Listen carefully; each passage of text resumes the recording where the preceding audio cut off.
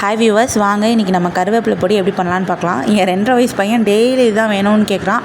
அவனுக்காக தான் நான் இப்போ இதை ரெடி பண்ணிகிட்ருக்கேன். ஸோ வாங்க பார்ப்போம். கருவேப்பிலையை வந்து நல்லா கழுவிட்டு தண்ணி வளர்ந்ததுக்கப்புறம் நீங்கள் இந்த மாதிரி ஒரு எண்ணெய் சட்டியில் போட்டு வறுத்து எடுத்துக்கோங்க. எண்ணெய் ஊற்றி வறுக்க வேணாம், சும்மா வெறும் சட்டியிலே வறுத்துக்கலாம். அதுக்கப்புறம் கொஞ்சம் எண்ணெய் ஊற்றி 2 காஞ்ச மிளகா, இது ரொம்ப காரமான மிளகா, அதனால் நான் 2 போட்டிருக்கேன். இல்லைனா நீங்கள் 4 இல்லை 5 போடலாம். ஒரு துண்டு புளியும், ஒரு கொட்டை புளியும், ஒரு துண்டு கட்டி பெருங்காயமும் வறுத்து எடுத்து வச்சுக்கோங்க. அதே மாதிரி இந்த வெள்ளை பூண்டை வந்து தோலோடு நீங்கள் போட்டு நல்லா வறுத்து எடுத்து வச்சுக்கோங்க. செவக்க வறுத்துக்கணும் இந்த மாதிரி எண்ணெயில்.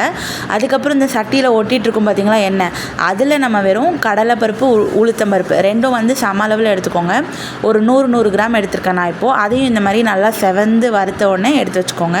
அதுக்கப்புறம் வந்து மல்லி, இதையும் வந்து இப்போ நான் வந்து சும்மா ஒரு 2 கைப்பிடி போட்டிருக்கேன். நான் எல்லாமே வந்து சும்மா ஒரு கண் அளவில் தான் போடுறது. நீங்களும் அதே மாதிரி இப்போ நீங்கள் மிளகா எடுத்துருக்கீங்களா, அதே மாதிரி நீங்கள் மிளகு சீரகமும் நான் இதுக்கப்புறம் வறுப்பேன். அந்த அளவுக்கு ஏற்றாப்புல நீங்கள் வந்து மல்லி எடுத்துக்கோங்க. இப்போ நான் வந்து மல்லி எடுத்து அதையும் வறுத்து நான் எடுத்து வச்சுக்கிட்டேன்.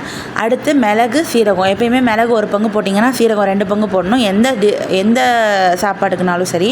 இப்போ நான் வந்து மிளகு சீரகம் போட்டிருக்கேன். இப்போ நீங்கள் வந்து நான் காரம் கம்மியாக போட்டிருக்கேன். நீங்கள் வந்து நல்லா கொஞ்சம் பெரியவங்க தான் சாப்பிடுவீங்க அப்படின்னா நீங்கள் இன்னும் கொஞ்சம் மிளகா நீங்கள் உங்கள் காரத்துக்கு ஏற்றாப்புல ஆட் பண்ணிக்கோங்க. ஸோ இப்போ இந்த மிளகு சீரகத்தையும் நம்ம வறுத்து எடுத்துக்கிட்டோமா, அவ்வளோதான். இப்போ நம்ம இன்க்ரீடியன்ட்ஸ் எல்லாம் வறுத்து எடுத்து வச்சாச்சு.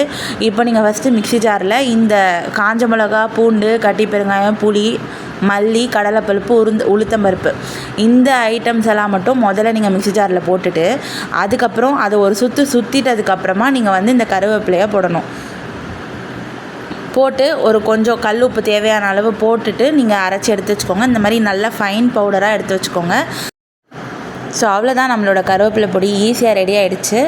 ஸோ இதை நீங்கள் அப்படியே சாதத்தில் போட்டு பிசைஞ்சு நல்லெண்ணெய் இல்லைன்னா நெய் கலந்து சாப்பிடலாம். ரொம்பவே நல்லாயிருக்கும். இட்லி தோசை கூட தொட்டுட்டும் சாப்பிடலாம். தேங்க்ஸ் ஃபார் வாட்சிங்.